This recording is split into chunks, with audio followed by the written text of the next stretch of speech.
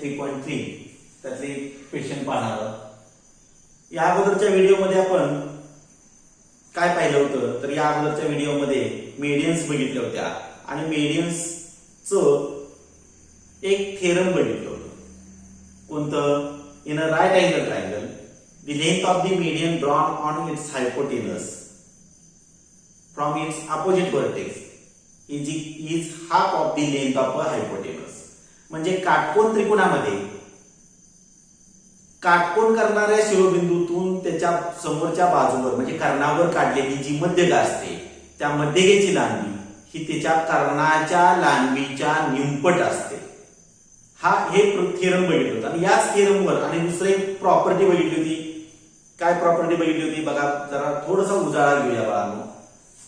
In a triangle in any type of a triangle, कोणत्याही त्रिकोणामध्ये all the medians of a triangle are always concurrent. म्हणजे त्रिकोणाच्या सर्व मध्यगा, किती मध्यगा काढता येतात बाळांनो? बरोबर आहे, 3 मध्यगा। ऑल द मीडियन्स आर कॉन्करंट म्हणजे एक संपाती असतात, म्हणजे एकाच बिंदूचे येतात। That point of a concurrence म्हणजे संपात बिंदू जो आहे is called as a centroid, त्याला गुरुत्व मध्य किंवा मध्यगा संपात बिंदू असं म्हटलं जातं। आणि त्याची प्रॉपर्टी सांगितली होती, centroid of a triangle divides every median in a ratio 2:1, म्हणजे मध्यगा संपात बिंदू हा प्रत्येक मध्यगेचं 2:1 प्रमाणात विभाजन करतो। हे जरा थोडेसे आपण 1-2-3 गुणधर्म पाहिले होते, त्याच्यावर आधारित उदाहरण आपण आज इथं पाहणार आहोत। कारण का एक बघूया, त्यातलं मी पहिलं घेतलेलं प्रॅक्टिस आहे 3.3 मध्ये क्वेश्चन नंबर 2। आता या क्वेश्चन नंबर 2 मध्ये काय सांगितलेलं आहे बाळांनो? In a right angle triangle the length of a hypotenuse of a right angle triangle is 15।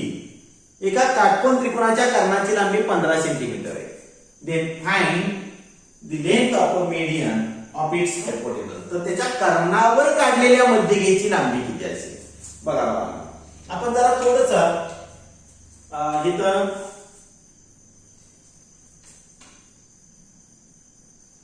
एक राईट अँगल ट्रायंगल काढूया। कोणताही काढा, बरोबर आहे। मी इथं एबीसी हा राईट अँगल ट्रायंगल काढला, एबीसी हा राईट अँगल ट्रायंगल काढला।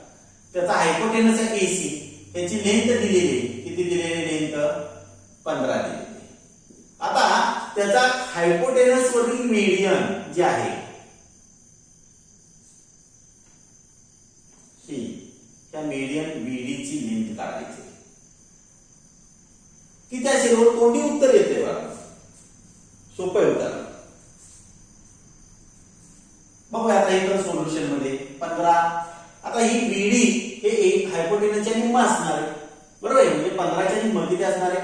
बरोबर आहे, 7.5 तोंडी उत्तर येते। पण यात वर्णनात्मक सगळं उत्तर पाहायला घ्यायचे असते। ऍक्च्युअली जर बघितलं तर बाहेरच्या देशाची शिक्षण पद्धती आणि आपल्यात थोडासा बदल आहे बघा।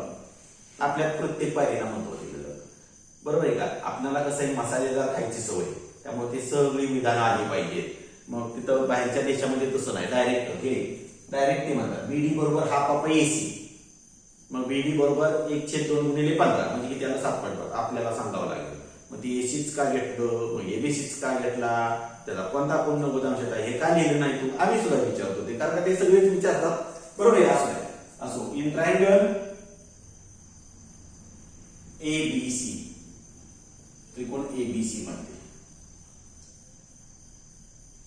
हा जो अँगल आहे,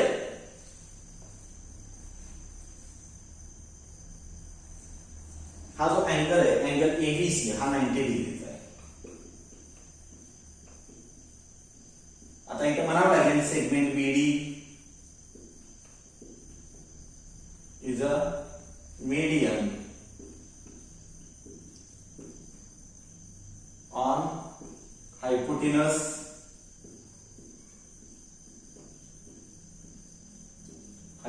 कोणता? AC। रेख बीडी कर्ण कोणता? कर्ण AC वरील मध्यगा, AC वरील काय आहे? मध्यगा। आता हे मध्यगा जर आहे तर बाळांनो ह्या बीडीची length, so B D equal to काय असणार आहे? हाफ ऑफ एसी, म्हणजे कर्णाच्या निम्मे असते। बीडी बरोबर 1/2 काय असणार आहे, एसी असणार आहे. बरोबर आहे. म्हणजेच बीडी बरोबर 1/2 गुणिले एसी ची लांबी आहे 15, म्हणजे बीडी बरोबर किती येईल, 15 चे निम्म 7.5 7.5. पी साठी 14, बाकी एक राहिला, बाहेर जात नाही म्हणून 0 उतरून घेतलं, दशांश चिन्ह आलं, 2 5 10. अशा पद्धतीने तुम्ही हा क्वेश्चन नंबर 2 सोडवू शकता. आता बाळांनो, तदनंतर जो आहे त्याच्या पुढचा प्रश्न जो आहे तो क्वेश्चन नंबर 3. हा क्वेश्चन नंबर 3 सॉल्व्ह करूया आपण. बघा काय म्हणते, इन ट्रायंगल PQR मी हेच ठेवतो बघा, angle Q equal to 90 degree.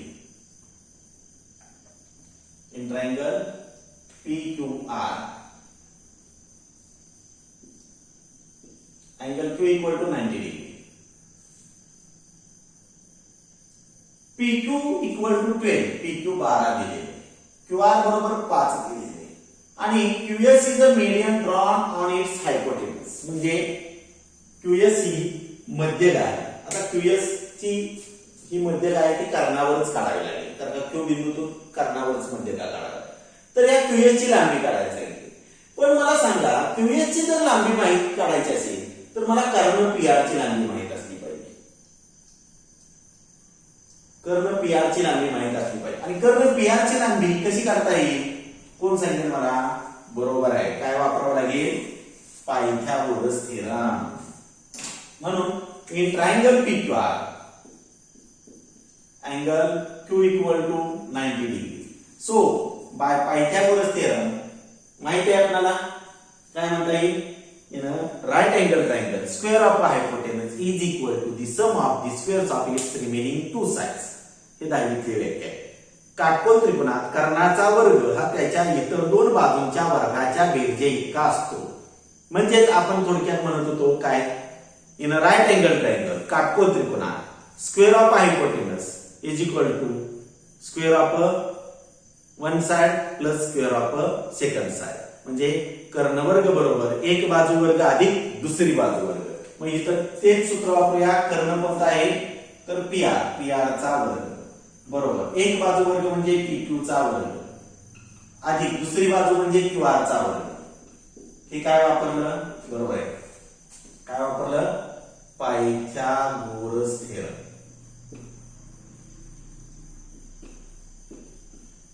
पायथागोरसचं प्रमेय.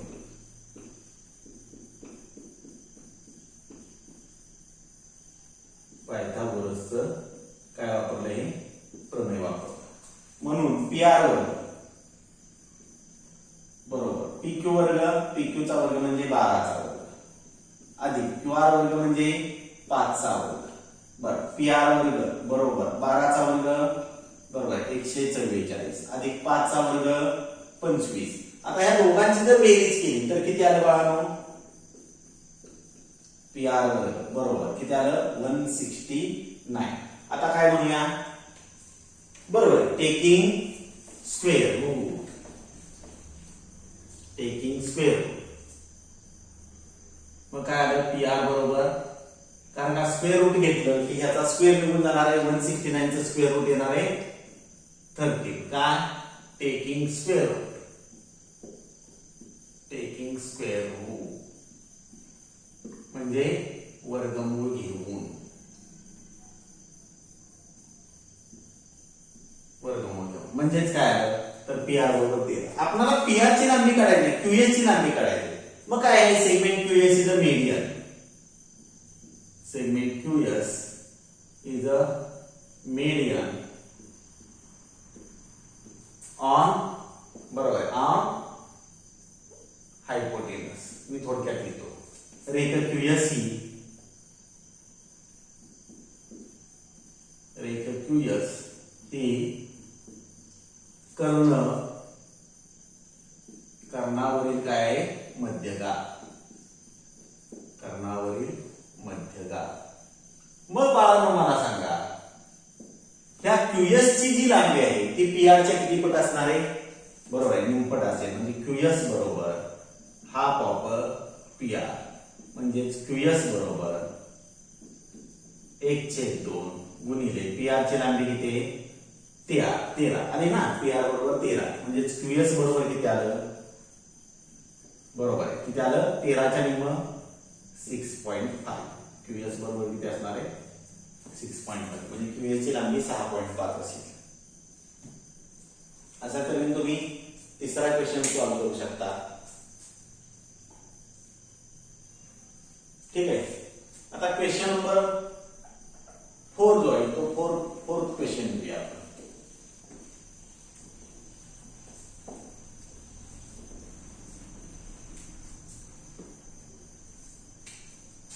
क्वेश्चन नंबर 4 मी डायग्राम काढतो म्हणजे मलाही थोडंसं समजून द्यायला सोपं जाईल.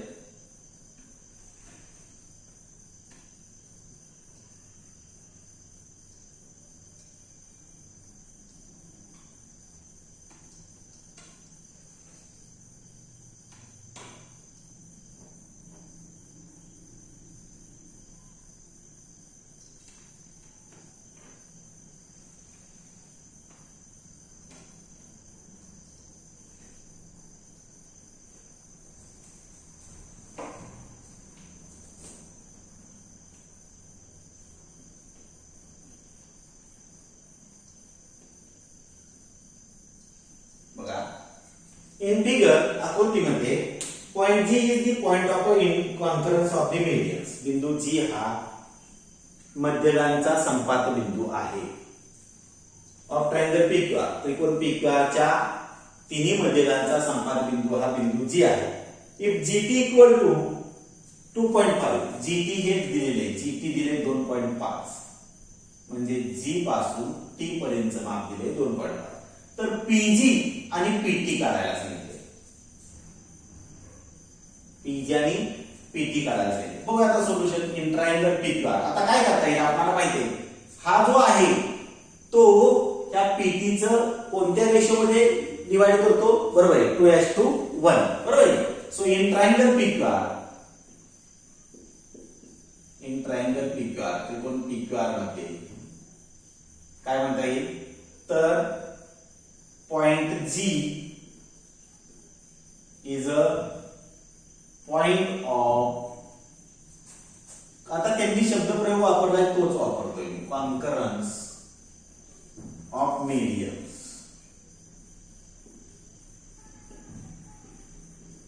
बिंदू G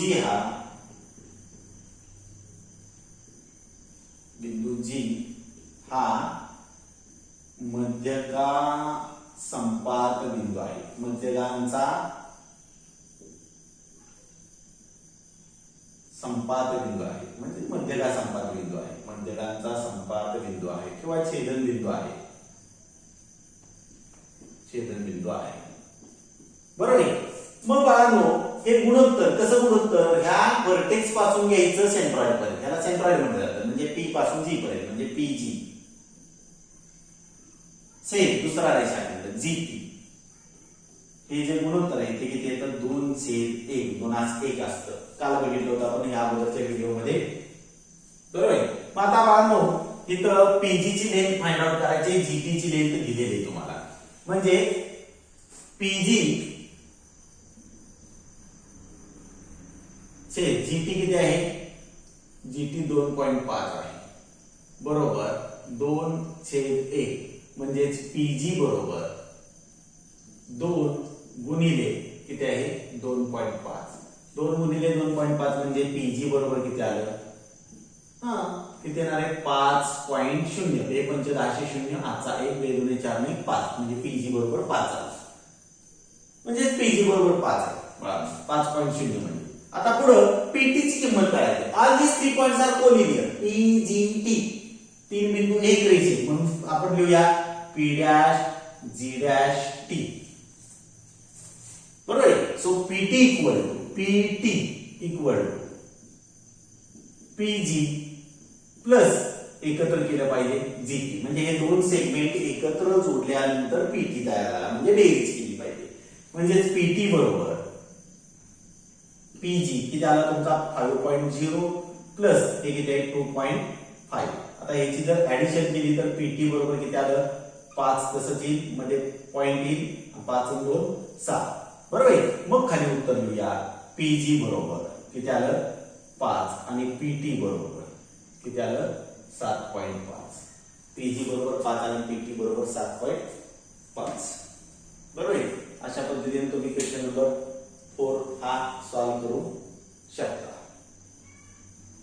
आता यातला एकच राहिलेला प्रश्न आहे तो तुम्हालाही माहित आहे बाळांनो, सोपा आहे. तो आहे आयसोसेलेस ट्रायंगल थेरमचा. तर आपण तोही क्वेश्चन घेऊन टाकूया म्हणजे 3.3 कंप्लीट होईल आपला. क्वेश्चन नंबर 1 डायग्राम करतो बाळांनो, थोडंसं अवधी द्या मला.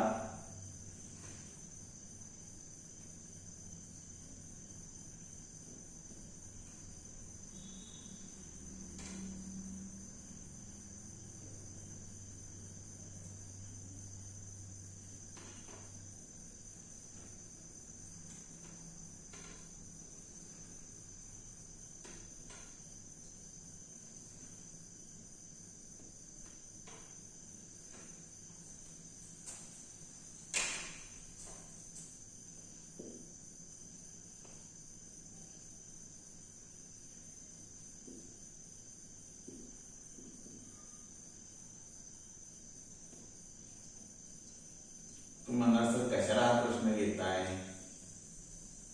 बरोबर आहे.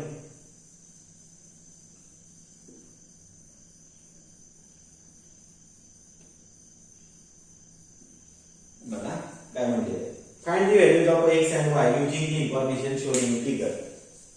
Find the measures of angle ABD and angle ACD. बघा आकृतीतल्या दिलेल्या माहितीवरून x आणि y ची किंमत काढा आणि तसाच कोण ABD चा आणि कोण ACD चा मेजर काढायला सांगितले. आता बाळांनो x हे कोणाचं माप दिलेलं आहे, कुठून इथून इथपर्यंतच्या असा हा कोण दिलेला आहे आणि हा कोण येतोय तो ट्रायंगल ABC मध्ये येतोय. कुठल्या ट्रायंगल मध्ये येतोय बरोबर आहे ABC बरोबर आहे. आणि हा ट्रायंगल ABC म्हणून मी पहिला ट्रायंगल ABC घेतोय आणि या ABC या ट्रायंगलचा वैशिष्ट्य आहे त्याच्या दोन बाजूवर आयडेंटिकल मार्क केलेले बरोबर आहे, विशिष्ट खुणा केलेल्या आहेत. म्हणजे याचा अर्थ त्या दोन बाजूंची लांबी कशी असणार आहे समान असणार. म्हणजे तो ट्रायंगल कसा झाला बरोबर आहे आयसोसेलेस म्हणजे समद्विभुज त्रिकोण तयार झाला. सो इन ट्रायंगल ABC त्रिकोण ABC मध्ये दोन बाजू समान कोणत्या AB बरोबर AC, AB आणि AC समान. So we write here angle ABC equal to म्हणजे कुठला हा AC च्या अपोजिटचा अँगल आला ABC आणि AB च्या अपोजिटचा अँगल आला कुठला अँगल ACB. त्याला काय वापरता येईल बरोबर आहे आयसोसेलेस ट्रायंगल थिअरम म्हणजे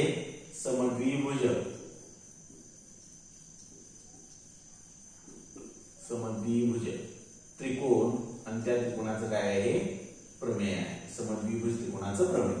आता कोण ABC चं माप आहे x बरोबर ACD चं माप आहे 50 म्हणजे x बरोबर किती आलं 50 डिग्री आलं बरोबर आहे. आता y शोधायला सांगितलेलं आहे. तदनंतर y शोधायचा आहे तो y बघा कुठला अँगल आहे DCB हा y अँगल आणि हा ट्रायंगल कुठला येतोय तर DCB हा ट्रायंगल येतोय. So in triangle DCB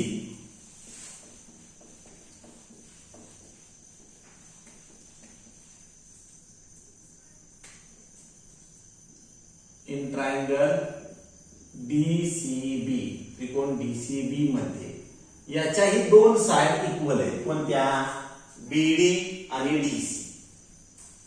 BD बरोबर DC म्हणजे हा ही कसला झाला आयसोसेलेस ट्रायंगल म्हणजे समद्विभुज त्रिकोण. मग आता ह्या जर दोन बाजू समान असतील तर त्या दोन बाजूच्या समोरचे कोण म्हणजे BD च्या अपोजिटचा अँगल आहे angle DCB equal to DC च्या अपोजिटचा अँगल आहे DBC कारण तेच द्यावं लागेल. आयसोसेलेस ट्रायंगल थेरम म्हणजे समद्विभुज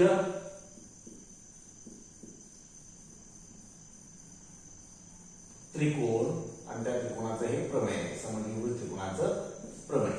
आता डीसीबी काय दिलं आहे तर वाय दिलेलं आहे, वाय बरोबर. डीबीसी किती दिलेलं आहे 60 डिग्री, हा 60 डिग्री. वाय ची किंमत किती आली मग 60 डिग्री आहे.